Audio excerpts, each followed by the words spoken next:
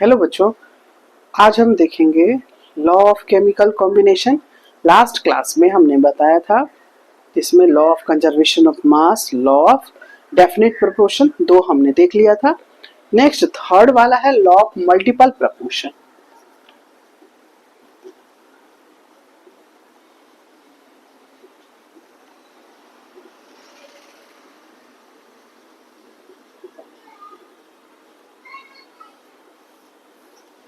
इसमें क्या होता है, एक एलिमेंट का मास फिक्स होता है और दूसरे का सिंपल रेशियो में बढ़ता है। तो इसको हम ऐसे जानते हैं पहले, जैसे मान लो हम ले लेते हैं नाइट्रोजन और ऑक्सीजन के सारे कंपाउंड। तो nitrogen N2O, N2O2, N2O3, N2O4, N2O5, nitrogen pentoxide तक।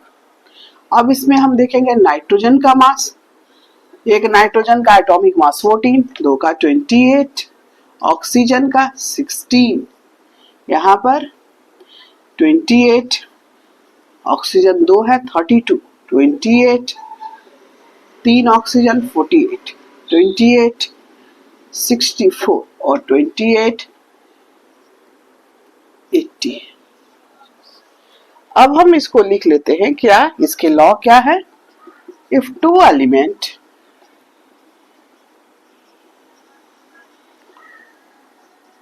combine to form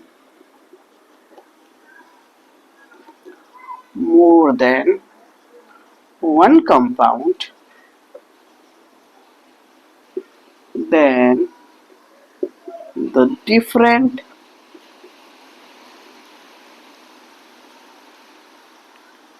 masses of one element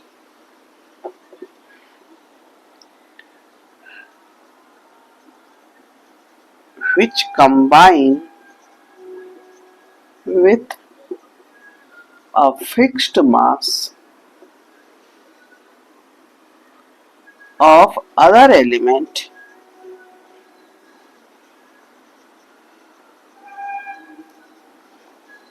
bear a simple ratio.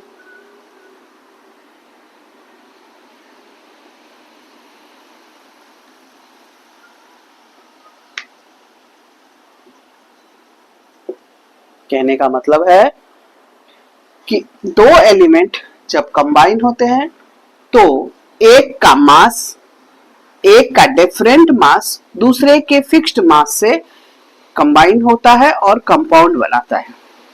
तो ये है मल्टीपल प्रोपोर्शन, जिसमें हम देख रहे हैं कि नाइट्रोजन और ऑक्सीजन बहुत तरह के अलग अलग कंपाउंड फॉर्म करते हैं, जिसमें नाइट्रोजन का मास फिक्स है, ऑक्सीजन का वेरी कर रहा है सिंपल रेशियो में। सिंपल रेशियो में यदि इसका रेशियो निकाल लिया जाए तो क्या हो जाएगा, ऑक्सीजन का 16:32:48:64:80, मतलब 1:2:3:4:5। ये है सिंपल रेशियो। आप चाहे तो इसको नोट करके लिख सकते हैं बच्चे, ठीक है।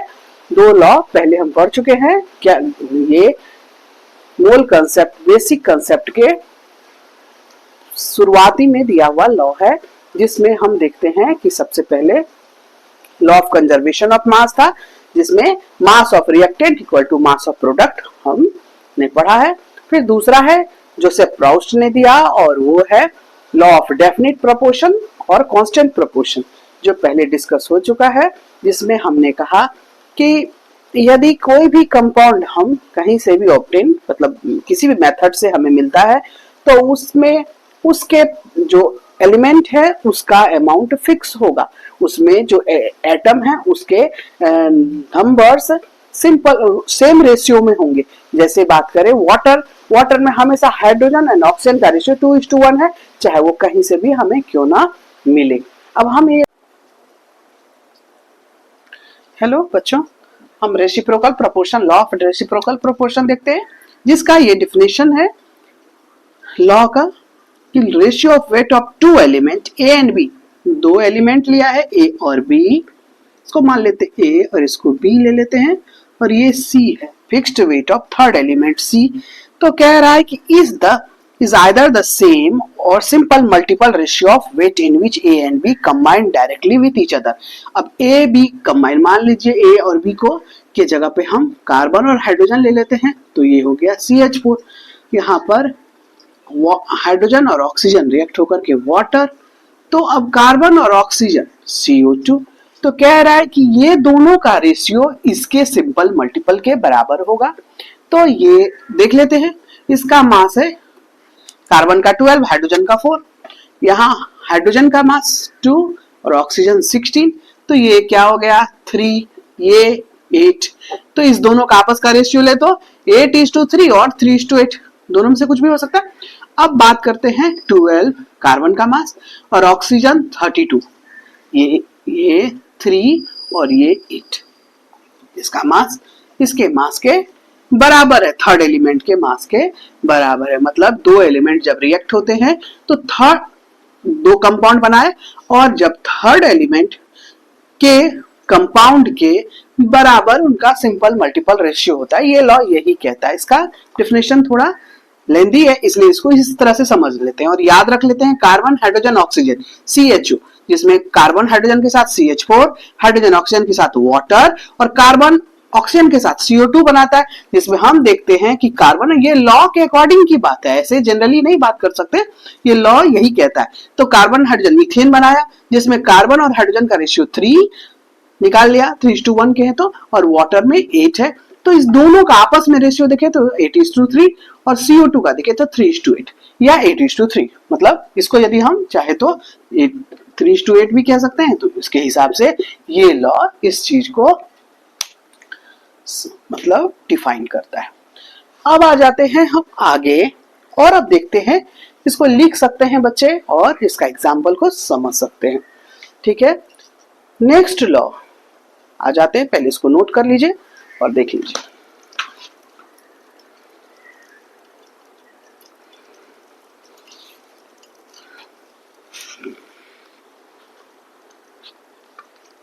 अब आ जाते हैं next fifth law. Fifth law कहता है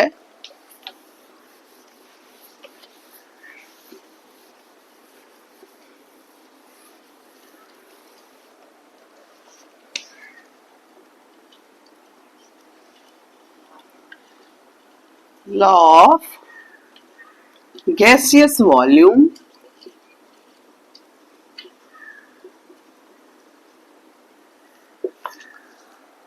जिसको गैलुशैक ने दिया,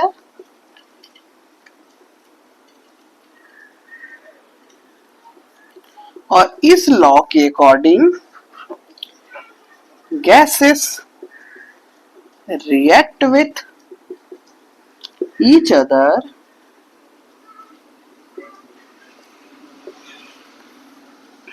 in the simple ratio of their volume। ये बहुत सिंपल सा लॉ है।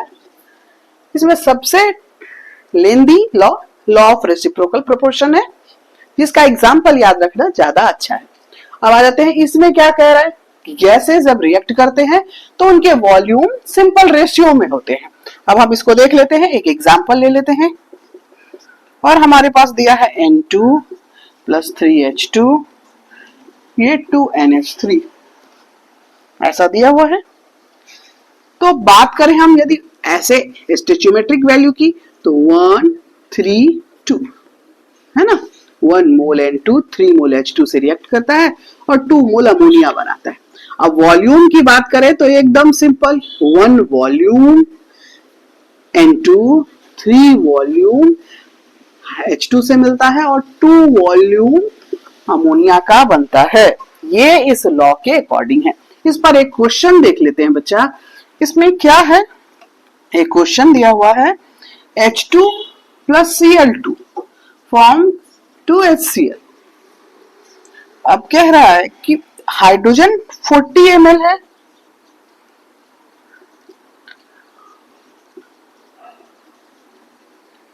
completely react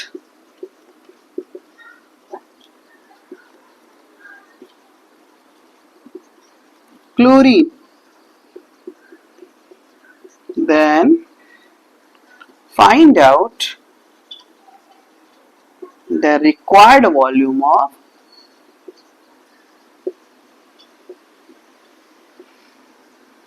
chlorine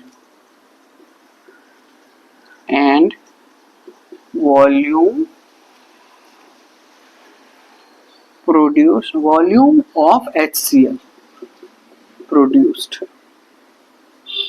क्वेश्चन समझ गए क्या कह रहा है?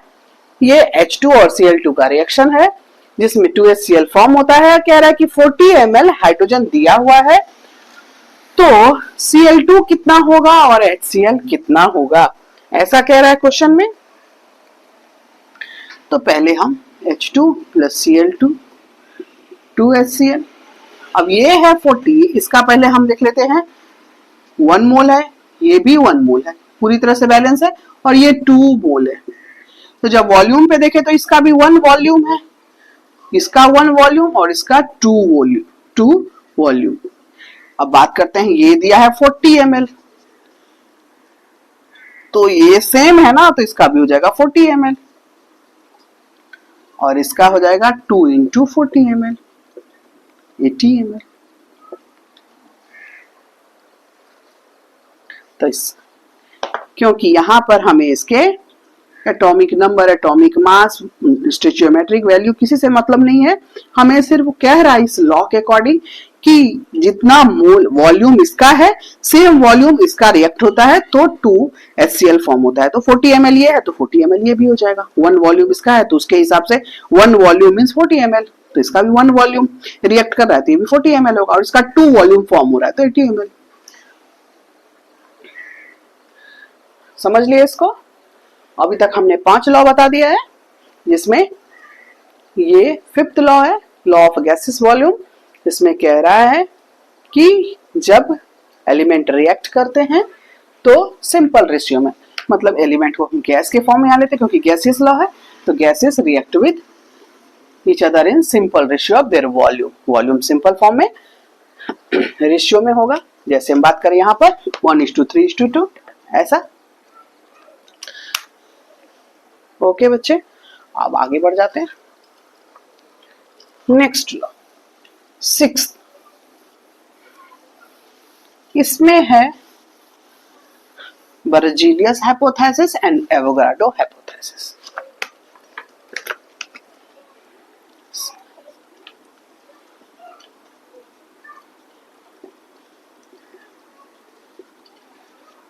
पहले देख लेते हैं बर्जीलियस हाइपोथेसिस। इस लॉ में कहता है कि इक्वल वॉल्यूम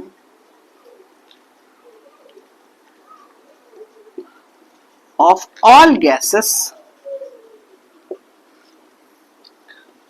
अंडर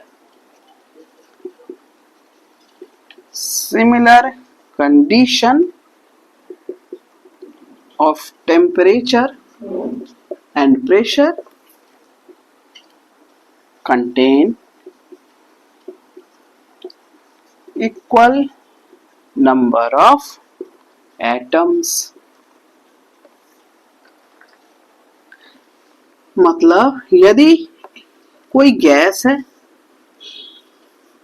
ये A है और ये B है, यदि इसका वॉल्यूम सेम हो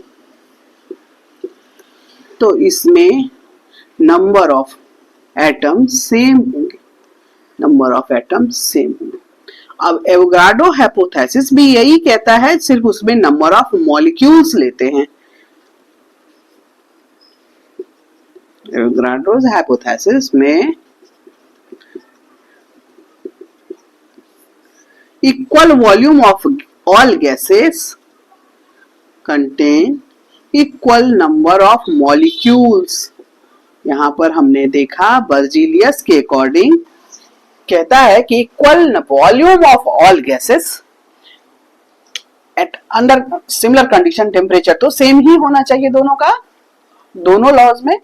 फिर कह रहा है कि contain equal number of atoms, इसमें इक्वल नंबर ऑफ एटम्स होगा और इसमें इक्वल नंबर ऑफ मॉलिक्यूल्स होगा। एटम्स और मॉलिक्यूल्स समझते हैं हम, है ना। जैसे hydrogen atom and H2 molecule कहलाएगा। ओके बच्चों, ये था लॉ। Thank you.